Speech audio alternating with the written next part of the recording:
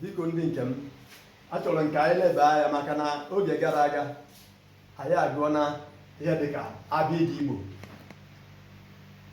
Tata anyị chọrọ iji abịdị Igbo were mebe okwu, iji ya wee mepụta okwu, iji abịdị Igbo wee mepụta mkpụrụ okwu,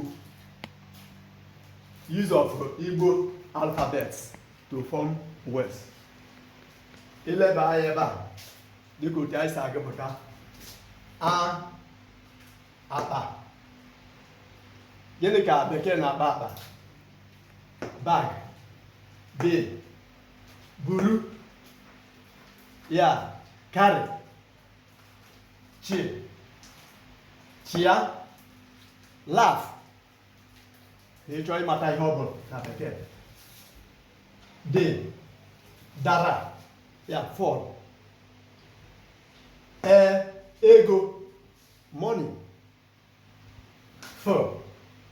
Fepụ, fly. Gawa, go. Gbe, gbọọ, vomit. Ghara, forget.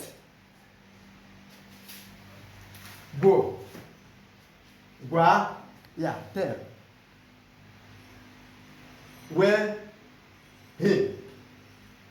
Hara, dịka ịghara oke. Pick,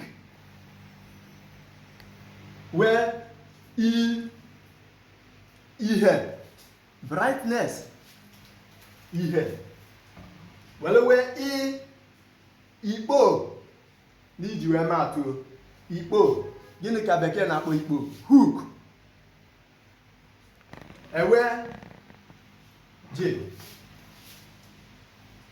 Jụọ, anyị ma ihe bụ jụọ. Ask,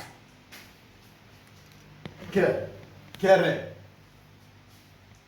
create, kpọọ, call, kwụrụ, stop, laghachi, return. Bịa nwekwe mmụọ, ya, mmụọ, spirit. Biko ugbu a anyị chọrọ ka anyị zute ike, ka anyị ga-ezumike nwantịntị oge ebe nkeji 3 anyị ga-amalitekwe.